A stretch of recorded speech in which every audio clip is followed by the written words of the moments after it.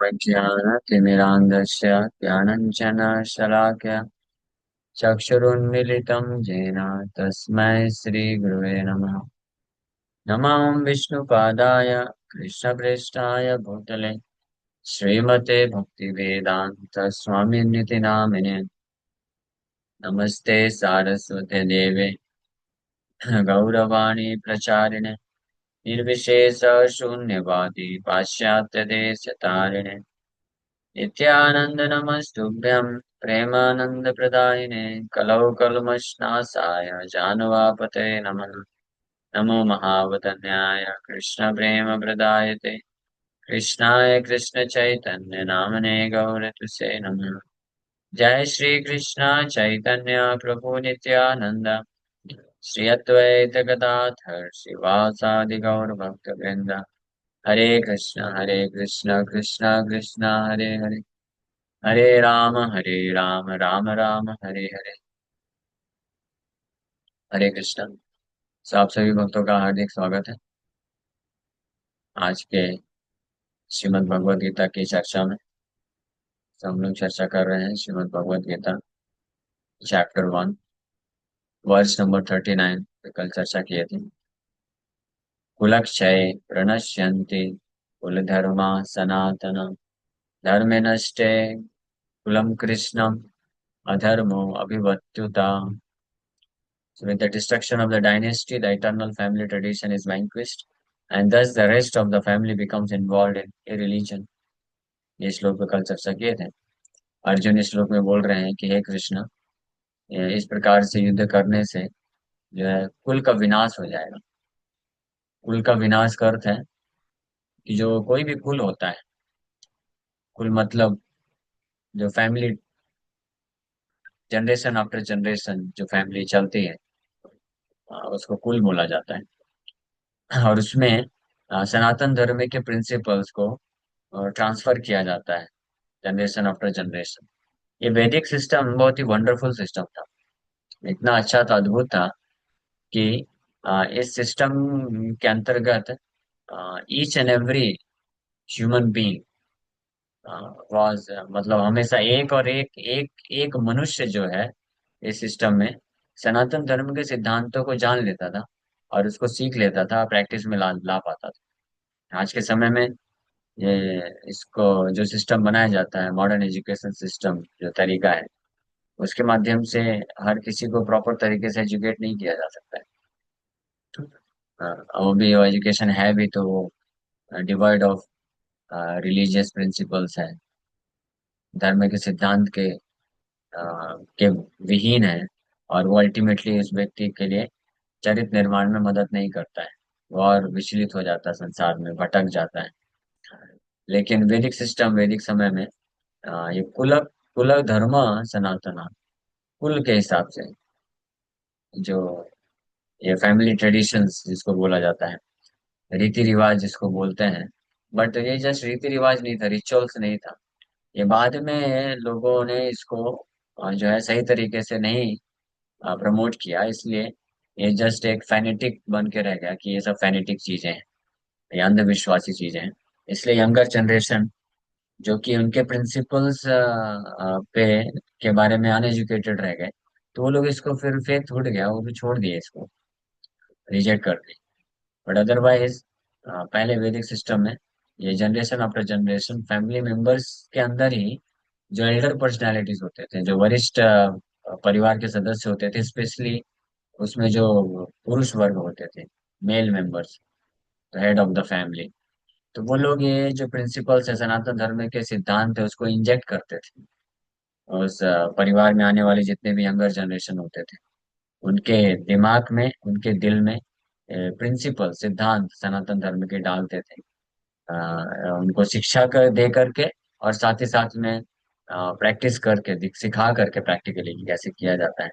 और इसके अलावा जो स्पेशली जो बॉय होता था, लड़का होता था, जो कि आगे चल के लीडर बनने वाला है फैमिली का, सोसाइटी का, तो उसको गुरुकुल भी भेजा जाता था, जहाँ पे परफेक्ट ब्रह्मचारी आश्रम में रह करके ट्रेनिंग मिलता था।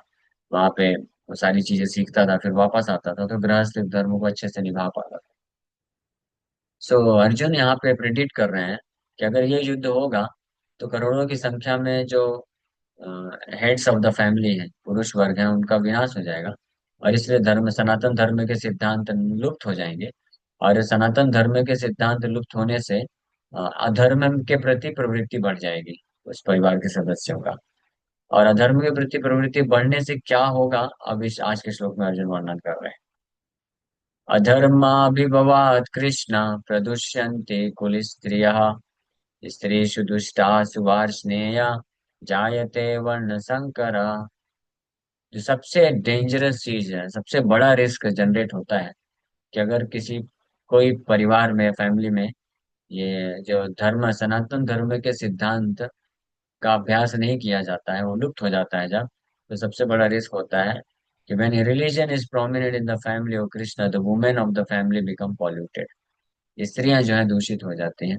And from the degradation of womanhood और descended of rishi comes unwanted progeny. और स्त्रियों के दूषित होने से हे वृष्णिवंशी, वार्ष्णेय, असंकर संतानें उत्पन्न होती हैं, वर्ण संकर उत्पन्न हो जाता है।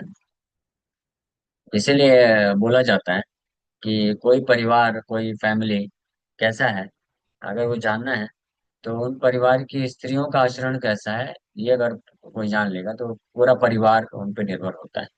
इसलिए वुमेनहुड या ये स्त्रियां किसी भी परिवार के चरित्र निर्माण के लिए या प्रगति के लिए धार्मिक, आध्यात्मिक और भौतिक दोनों रूप से उसके प्रगति के लिए सबसे ज्यादा रिस्पॉन्सिबल माने जाते हैं। और अगर ये सनातन धर्म के सिद्धांत की रक्षा करने वाले हेड या प्रमुख जो नहीं है, तो उनके एब्सेंस में, अनुपस्थिति में, स्त्रियों के पॉल्यूटेड होने का, दूषित होने का चांसेस बढ़ जाता है। और दूषित होने का अर्थ है कि फिर कोई संस्कार नहीं किया जाएगा। और फिर जो संतानें उत्पन्न होंगी वो सब के सब वर्ण संकर होंगी। वर्ण संकर का अर्थ होता है कि एग्जैक्टली पता नहीं चलेगा कि वो कौन है, वो संतान ब्राह्मण है, क्षत्रिय है, वैश्य, शूद्र है, क्या है, कुछ पता नहीं। भले ही ब्राह्मण परिवार से चला आ रहा है वंश प्रणाली, लेकिन ये जरूरी नहीं, गारंटी नहीं है कि ब्राह्मण परिवार में जन्म लेने वाला जो संतान होगा वो ब्राह्मण के गुण उसके पास होंगे, ताकि फर्दर उसको ब्राह्मण के लिए ट्रेनिंग दे करके एक परफेक्ट ब्राह्मण बनाया जा सके। वो शूद्र के गुण भी हो सकते हैं, क्षत्रिय के गुण हो सकते हैं, वैश्य के गुण हो सकते हैं। और कलयुग में इसलिए बोला गया है because of lack of reformatory processes, ये संस्कार के कमी के कारण, स्पेशली जो गर्भदान संस्कार है और फिर उसके बाद अन्य अन्य जो संस्कार होते हैं, वो सब ना होने के कारण बोला जाता है कि कलौ शूद्र संभवा। इस कलयुग में सब लोग प्रायः शूद्र ही होते हैं जो जन्म लेते हैं। इसलिए बहुत बड़ा टास्क हो जाता है कि ऐसे जो वर्ण संकर संतानें होती हैं, उनको फिर धर्म के प्रति रुचि उत्पन्न कराना। यह हम सब जानते हैं, हम लोग जब प्रचार, जो भक्त लोग प्रचार करते हैं, तो कितना डिफिकल्ट है ये, ऑलमोस्ट इम्पॉसिबल टास्क है, ये ऐसा बोल सकते हैं। सैकड़ों में से कोई ऐसा होगा जो यूथ, स्पेशली अगर कोई यूथ होता है, उसको धर्म के प्रति रुचि विकसित कराना। फिर और धर्म के प्रति रुचि अगर होती भी है तो उसके इतने बैड संस्कार होते हैं, कुसंस्कार होते हैं, कि वो उस मार्ग में चलने के लिए बहुत ही कठिनाई महसूस करता है। ये हम सब प्रैक्टिकल एक्सपीरियंस है। लेकिन फिर भी ये भक्ति मूवमेंट जो है श्री चैतन्य महाप्रभु का, ये इतना पावरफुल है। Devotional service to Krishna and taking shelter of Krishna holy name, Krishna की भक्ति और कृष्ण के नाम का आश्रय लेना, स्पेशली चैतन्य महाप्रभु गौड़ी संप्रदाय में, तो उनकी कृपा से कोई कैसा भी गिरा, कितना भी गिरा गुजरा व्यक्ति हो, वो भी जो है फर्स्ट क्लास वैष्णव बन सकता है। ये एक अद्भुत जो है कृपा है श्री चैतन्य महाप्रभु की। जगाई मधाई पर्यंत, जगाई मधाई जैसा भी इतना पापी होने के बावजूद भी उसको फर्स्ट क्लास डिवोशनल प्लेटफॉर्म में महाप्रभु उसको स्थित कर दिए। तो ऑफ कोर्स इसीलिए हमारा, हमको बस एक ही चीज चाहिए कि अगर हमारे अंदर डिजायर है, इच्छा है अपने आप को रिफॉर्म करने का, और अपने आप को best of the human being और फिर उसके बाद वैष्णव, बेस्ट ऑफ द वैष्णव भी बना जा सकता है, ये डिजायर है। तो ऐसा व्यक्ति बिना किसी डाउट के, निस्संदेह भगवान श्री चैतन्य महाप्रभु का आश्रय ले सकता है, भक्तों के संग में रह करके हमारे आचार्य गण जैसा उसको साधन भक्ति के तरीके बताए हैं, अगर उसको करेगा तो नो मैटर, कोई फर्क नहीं पड़ता है कि कैसी अवस्था में वो आया है, वो निश्चित रूप में 100% प्योर हार्टेड बन सकता है, ये गारंटीड। तो ये एक बड़ी विशेष खासियत है, बात है श्री चैतन्य महाप्रभु के मूवमेंट की। बट अदरवाइज अगर हम इन जनरल हम जो चर्चा कर रहे हैं वैदिक सनातन वर्णाश्रम धर्म के पॉइंट ऑफ व्यू से, तो ये चीज है कि अगर वर्ण संकर उत्पन्न हो जाता है then it is very difficult, बहुत डिफिकल्ट है। और ये वर्ण संकर उत्पन्न होने का ही सबसे बड़ा भय अर्जुन को लग रहा है। वर्ण संकर उत्पन्न होते हैं, अनवांटेड वर्ण संकर means unwanted population, unwanted progeny, यानी आसुरी प्रवृत्ति के संतानें उत्पन्न होना, जिनको धर्म के प्रति भगवान के प्रति कोई श्रद्धा नहीं, जो प्रैक्टिकली असुर है, नास्तिक है। असुर का मतलब क्या होता है? असुर का मतलब ये नहीं होता जिनके दो दो सींग होती है, ये जो बहुत काले दिखते हैं, भद्दे दिखते हैं, बदसूरत हैं, वो बस असुर नहीं है। कोई ऐसा व्यक्ति भी असुर, फर्स्ट क्लास असुर हो सकता है, जो बहुत सुंदर सुंदर कोट सूट पहना है, टाई लगाया है, और बहुत अच्छा हेयर स्टाइल है, बात करने का तरीका उसका बहुत अच्छा है, जिसको सॉफ्ट स्पोकन बोलते हैं। One may be very soft spoken, और one may appear to be very polite, बहुत विनम्र, पोलाइट, सॉफ्ट स्पोकन लग सकता है। But he may be also first class asura. क्यों? जब ये डेफिनेशन क्या है कि विष्णु भक्त भवेत दैव आसुरस्तत विपर्यया। जो भगवान विष्णु मोहन हरि का भक्त होता है, यानी भगवान विष्णु मोहन हरि की भक्ति को स्वीकार करता है, उनकी सुप्रीमेसी को एक्सेप्ट करता है, वो देवता है। उसके पास अच्छे गुण होते हैं। और लेकिन तद विपर्या असुर, लेकिन इसका जो अपोजिट है, यानी जो नास्तिक है, जो भगवान की सुप्रीमेसी को एक्सेप्ट नहीं कर सकता है, कृष्ण को सुप्रीम पर्सनालिटी ऑफ गॉड के रूप में स्वीकार नहीं कर सकता है, वो असुर है। तो ऐसे असुरों की संख्या बढ़ जाती है, इसी को वर्ण संकर बोला गया है। तो ये रिस्क है बहुत बड़ा, अर्जुन देख पा रहे हैं, इसलिए यहाँ पे बोल रहे हैं। So good population in human society is the basic principle for peace, prosperity and spiritual progress in life. ये सही संतानें मनुष्य समाज के लिए बहुत महत्वपूर्ण है, समाज में शांति, समृद्धि और आध्यात्मिक प्रगति को प्राप्त करने के लिए। इसलिए स्पेशली जो भक्त हैं उनको बहुत सावधान होना चाहिए कि वो जो है प्रॉपर संतान को उत्पन्न करने के लिए जो संस्कार होते हैं वो प्रोसेस करना चाहिए। और हमारे लिए संस्कार, प्रभुपाद जी बड़ा सिंपल मेथड बताए हैं।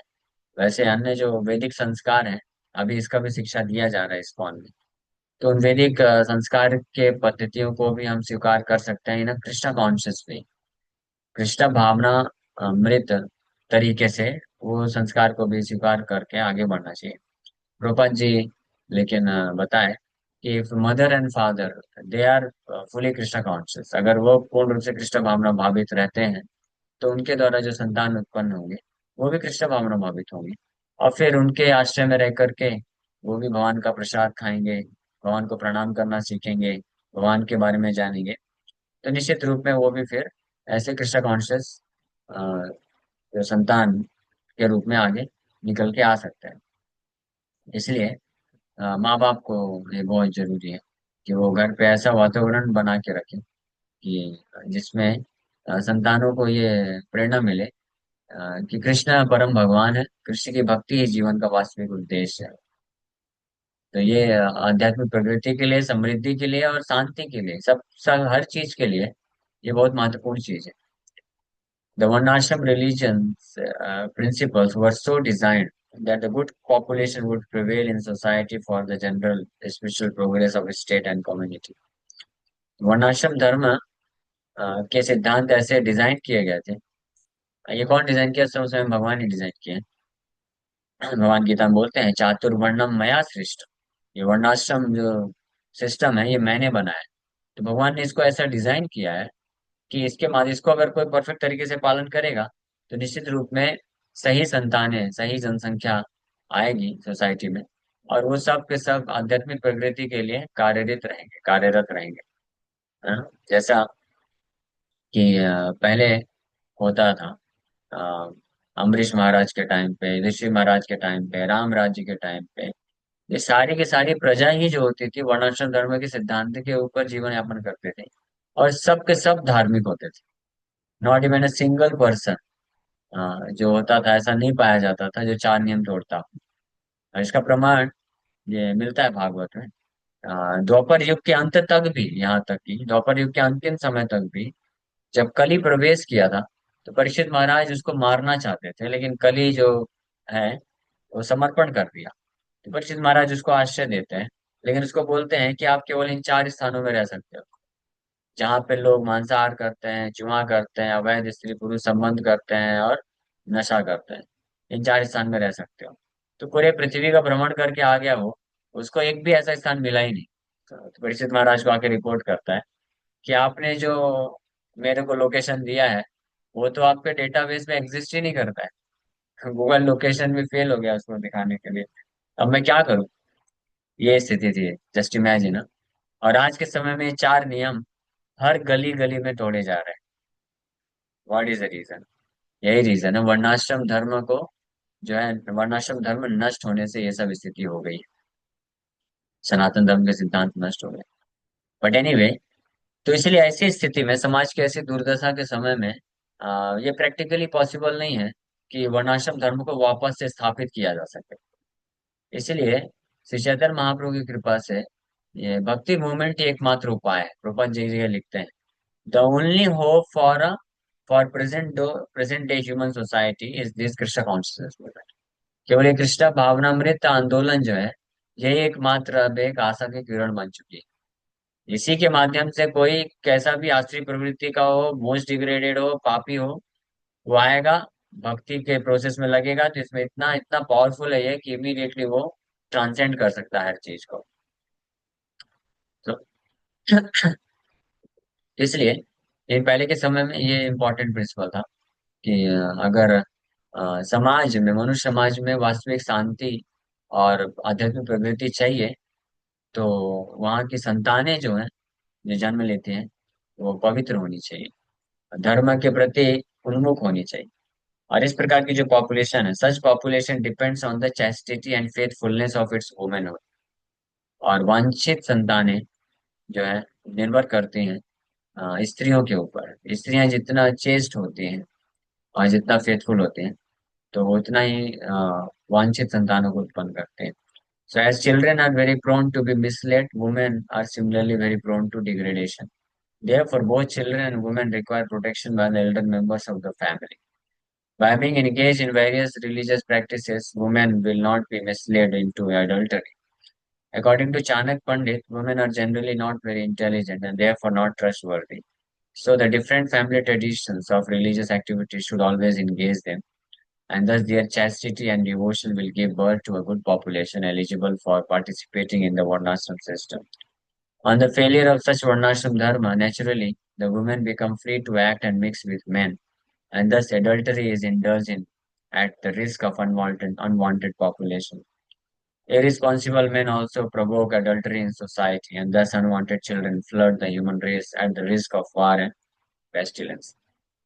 इसलिए तो जो बच्चे होते हैं और स्त्रियां होती हैं, स्त्रियों पे ही निर्भर है क्या बोलते हैं, वांछित संतानें, उचित संतानें समाज में आए और जो धर्म के प्रति रुचि रखें, धर्म को आगे बढ़ाएं। ये निर्भर करता है स्त्रियों की चैस्टिटी पे। जिस प्रकार से बच्चे होते हैं, कई बार लोग इसको जो है गलत समझते हैं कि स्त्रियों को ऐसा कमजोर क्यों दिखाया जाता है, उनको ऐसा हीन दृष्टि से क्यों देखा जाता है। बट ये हीन या कमजोर वाली बात नहीं है। ये स्वभाव है। जैसे बच्चों का स्वभाव होता है, वो जो है चंचल होते हैं, और बच्चों का स्वभाव होता है कि आसानी से वो किसी के प्रलोभन में आ सकते हैं, इसलिए उनको सुरक्षा की जरूरत होती है। उसी प्रकार से स्त्रियों का स्वभाव होता है, वो स्वभाव के अनुसार भावुक होती है। स्त्रियां के अंदर भावनाएं होती हैं। ये वास्तव में ये कमी नहीं है। कई बार लोग सोचते हैं कि ये कमी है। ये कमी तब होती है जब उनको वो सही गाइडेंस में नहीं है। अगर सही जगह ये नहीं लगा है भावना, तो फिर ये बहुत बड़ी कमी है और इसका बहुत गलत परिणाम हो जाता है। लेकिन अगर ये वास्तव में, ये जो भावुकता है या भावनाएं होती हैं, ये बहुत बड़ा गुण है, क्योंकि इसके माध्यम से व्यक्ति भगवान कृष्ण की भक्ति में बड़ी तीव्रता से प्रगति कर सकता है। जो लोग के अंदर भावना नहीं होती है, हृदय जिनका कोमल नहीं होता है, तो उनके लिए बहुत मुश्किल हो जाता है। तो सैकड़ों वर्षों वर्षों तक हरे कृष्ण जप करते रहते हैं, एक बार भी कृष्ण के प्रति भावना या प्रेम उत्पन्न नहीं होता है। लेकिन वहीं स्त्रियों को अगर देखा जाए, कोई भी स्त्री होती है, अगर वो साधना भक्ति को बड़ा तीव्रता से ले लेती हैं और किसी शुद्ध वैष्णव का आश्रय प्राप्त कर लेती हैं और उनके गाइडेंस को प्राप्त करते हैं, कृष्ण के बारे में अच्छे से पता चल जाता है, तो वो कृष्ण से बहुत तीव्रता से आसक्त हो जाते हैं और कृष्ण के प्रति उनके जो सेवा करने की भावना है वो बढ़ जाती है। लेकिन पुरुषों में ये कम पाया जाता है, पुरुषों को बहुत समय लग जाता है। बट एनीवे, भक्ति जैसा कि हमने बताया इतना पावरफुल है कि चाहे स्त्री हो या पुरुष हो, ये सब एक्सटर्नल है, ये सब शरीर की बात है। हम ना तो स्त्री हैं, हम ना तो पुरुष हैं, जीवेर स्वरूप कृष्ण नित्य दास। हम कृष्ण के नित्य दास हैं, सनातन दास हैं। तो अगर कोई इस भावना में है, तो चाहे वो पुरुष हो या स्त्री हो, डजेंट मैटर। अगर कोई इस बात को स्वीकार कर लेता है, समझ जाता है कि मैं ये शरीर ही नहीं हूँ, मैं जब शरीर नहीं हूँ, मैं तो कृष्ण का अंश हूँ, कृष्ण का दास हूँ, चाहे स्त्री हो पुरुष हो, उससे कोई फर्क नहीं पड़ता है। वो तीव्रता से कृष्ण की भक्ति में प्रगति कर सकता है। हाँ? लेकिन एज लॉन्ग एज, जब तक कोई व्यक्ति अपने शारीरिक चेतना में रहता है, अपने आप को स्त्री या पुरुष समझता है, तो उसके गुणों को उसको स्वीकार करना पड़ता है। इसलिए तब तक जो है उनके साइकोलॉजी के अनुसार उनको उचित प्रकार से सुरक्षा देने की आवश्यकता होती है। इसलिए स्त्रियां क्योंकि भावुक होती हैं, इसलिए वैदिक संस्कृति के अनुसार उनको हमेशा सुरक्षित रखने की जिम्मेदारी होती है पुरुषों की। और स्त्रियों के लिए भी ये बोला जाता है कि उनको हमेशा आश्रय में रहना चाहिए। जब छोटी छोटी होती हैं तो अपने पिता के आश्रय में रहना चाहिए, जब बड़े होते हैं तो अपने पति के आश्रय में रहना चाहिए, जब और बड़े होते हैं, जब पति जो है संन्यास लेके चला जाता है, तो उनका जो ग्रोन अप सन होता है, बड़ा पुत्र होता है, तो उसके आश्रय में रह करके जीवन यापन करना चाहिए। तो इस प्रकार से हर स्टेज में वो हमेशा सुरक्षित होकर के बहुत ही सेफ सुरक्षित तरीके से कृष्ण भक्ति में, आध्यात्मिक धर्म के मार्ग में आगे बढ़ती हैं। और इस प्रकार से जब स्त्रियां पूरी तरीके से वेल प्रोटेक्टेड रहती हैं, अच्छे से सुरक्षित रहती हैं, तो वो उस परिवार के लिए बहुत बड़ा एसेट बन जाते हैं। बहुत बड़ा एसेट का अर्थ होता है कि उस पूरे परिवार के उद्धार के लिए उनका जो है बहुत बड़ा सहयोग मिल जाता है। वो ऐसे संतानों को उत्पन्न करती हैं जो कि धर्म के प्रति प्रवृत्त होते हैं। उन संतानों को अच्छे से वो शिक्षा दे सकती हैं, ट्रेनिंग देती हैं, और अनेकों प्रकार के धर्म में के कार्य में सहयोग दे करके परिवार को हमेशा एंगेज करके रख सकते हैं। तो इसलिए ये बहुत विशेष बात होती है कि स्त्रियों को कैसे अच्छे से सुरक्षित रखा जाए, ये जिम्मेदारी होती है उस परिवार के जो वरिष्ठ पुरुष होते हैं। और इसलिए अर्जुन को यहाँ पे डर लग रहा है कि अगर इस युद्ध में जब सारे वरिष्ठ पुरुष मर जाएंगे, मारे जाएंगे, तो फिर स्त्रियों को सुरक्षा नहीं मिल पाएगी। और बाहर के जो जो दूषित भावना रखने वाले पुरुष होते हैं, वो उनका शोषण कर सकते हैं, एडल्टरी में फंसा सकते हैं, और इससे भावुक होने के कारण उनके फंसने का चांस रहता है। तो ये सब अर्जुन विचार करके इसको यहाँ पे प्रस्तुत कर रहे हैं कि इसलिए ये युद्ध करना उचित नहीं रहेगा, क्योंकि इससे वर्ण संकर उत्पन्न हो जाएगा, अवांछनीय संतानें उत्पन्न हो जाएंगी।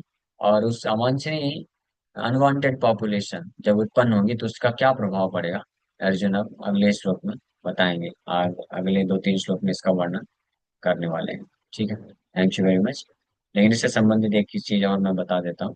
एक बार यहाँ पे जैसे लिखा है कि चाणक्य पंडित बोलते हैं, और शास्त्र में कई जगह वर्णन है कि स्त्रियों पे ट्रस्ट नहीं करना चाहिए, या वो लेस इंटेलिजेंट होते हैं। तो we should not mind about all this thing. This ये जो चीजें हैं ये शरीर के स्तर पे होती हैं, है ना? ये आध्यात्मिक स्तर पे एप्लीकेबल नहीं होती। प्रभुपाद जी भी जब एक लेक्चर में ऐसा कुछ बोले, तो उनके कुछ फीमेल डिसाइपल प्रभुपाद जी को पूछी कि प्रभुपाद, डिड यू से वुमेन आर लेस इंटेलिजेंट? तो प्रभुपाद जी समझ गए कि उनके मन में क्या चल रहा है। प्रभुपाद जी बोले, yes, if you think so. किसी माता जी ने प्रभुपाद जी को पूछा, प्रभुपाद क्या ये सत्य है कि स्त्रियां कम बुद्धिमान होती हैं? प्रभुपाद जी बोले, यस, अगर वो अपने आप को स्त्री समझती है। बट इफ यू नो, अगर आप ये जानो और समझो कि आप ये शरीर नहीं है, so you are not less intelligent, then तब आप कम बुद्धिमान नहीं, then you are most intelligent, तब आप सबसे ज्यादा बुद्धिमान है। क्योंकि आप जानते हैं कि आप ये शरीर नहीं है, आप कृष्ण के दास और दासी हैं। और इस प्रकार से आप कृष्ण भक्ति में आगे बढ़ सकते हैं। जैसे एग्जाम्पल के लिए कुंती महारानी, कुंती महारानी कोई साधारण स्त्री की कैटेगरी में नहीं रख सकते। She is not less intelligent, she is highly intelligent, rather most intelligent. Kunti महारानी सबसे ज्यादा बुद्धिमान है। तभी तो भागवत में उनकी प्रार्थना रखी गई। इनफैक्ट भागवत में सबसे पहली प्रार्थना कुंती महारानी की प्रार्थना है। और बड़े बड़े महान ऋषि मुनिगण भी वो प्रार्थनाओं को पढ़ते हैं और उससे शिक्षा लेते हैं। तो अगर कुंती महारानी लेस इंटेलिजेंट होती, तो महान महान सन्यासी ऋषि मुनिगण लोग भी वो प्रार्थना को क्यों पढ़ते सुनते, और भागवत में उसका वर्णन क्यों किया जाता। हाँ, तो दैट प्रूव्स, इसका मतलब ये प्रमाणित करता है कि चाहे कोई स्त्री हो, पुरुष हो, बालक हो, और जो भी हो, वो अपने आप में कम बुद्धिमान या अयोग्य नहीं है। हाँ, लेकिन अगर वो अपने आप को शरीर समझता है तब वो है। जैसे बच्चे भी जो है लेस इंटेलिजेंट माने जाते हैं, और जो है भटकने के चांसेस रहते हैं उसके। लेकिन अगर कोई बच्चा है जो भक्ति मार्ग में पूर्ण रूप से स्थित है, then he is not less intelligent. जैसे चतुष कुमार, वो भी तो बच्चे ही है, 5 साल के। ऑफकोर्स उनका तो एज बहुत ज्यादा है, वो तो अपने आप को बच्चे बना के रखें। लेकिन ऐसे अनेकों एग्जाम्पल भी हैं जहाँ पे कोई स्त्री है या बच्चे हैं, वो जब कृष्ण भक्ति में आते हैं और से ये शारीरिक देहात बुद्धि से ऊपर उठ जाते हैं, तो फिर उनके ऊपर वो शारीरिक जो कंडीशनिंग होती है वो अप्लाई नहीं होती। They become most worshipable. Okay, thank you very much. Hare Krishna. किसी भक्त का कोई प्रश्न है क्या? पूछ लीजिए। नरेंद्र मामा जी। हरे कृष्ण प्रभु जी। हाँ, हरे ये कृष्णा। अर्जुन की सोच में विसंगति जो नजर आ रही है कि उन्हीं उन्हीं वरिष्ठ वरिष्ठ जो उनके कुल के परिवार के या उनके जो वरिष्ठ सदस्य हैं, उनको उनके खिलाफ युद्ध करने के लिए अर्जुन नकार हैं, जिनके सामने ही द्रौपदी की इतनी दुर्दशा हुई थी, वो सब मौन बैठे हुए थे। तो उनके उनके उनको मारने में कौन सा अपराध लगेगा? जिनको क्या क्यों डर हो रहा है अर्जुन? तो वही तो बात है। भगवान कृष्ण वही तो बोले, अर्जुन तुम ये क्यों सोच रहे हो कि ये तुम्हारे सगे संबंधी हैं, ये आताताई है, समझो बात को। आताताई को मारा जा सकता है, लेकिन अर्जुन फिर भी सो कॉल्ड कंपैशन, वो दया दिखा रहा है कि नहीं भगवान, भले ही ये आताताई क्यों ना हो, है तो अपने सगे संबंधी ही ना, तो इनको कैसे मार सकते हैं, पाप लग जाएगा, ये सब बोल रहा है। तो भगवान इसलिए समझाएंगे सेकंड चैप्टर में अच्छे से कि देहात बुद्धि छोड़ो, ये तुम्हारे सगे संबंधी है, ये तुमको शारीरिक स्तर पे बस देख रहे हो। इसके ऊपर उठो, धर्म के सिद्धांत के अनुसार समझो कि तुम आत्मा हो, और ये सब अलग अलग आत्माएं हैं, तो इनके जो दुष्कर्म है इसका जो है, इनको परिणाम मिलना चाहिए। और अल्टीमेटली फिर भगवान भक्ति योग के स्तर पे ले जाकर के अर्जुन को बोलते हैं।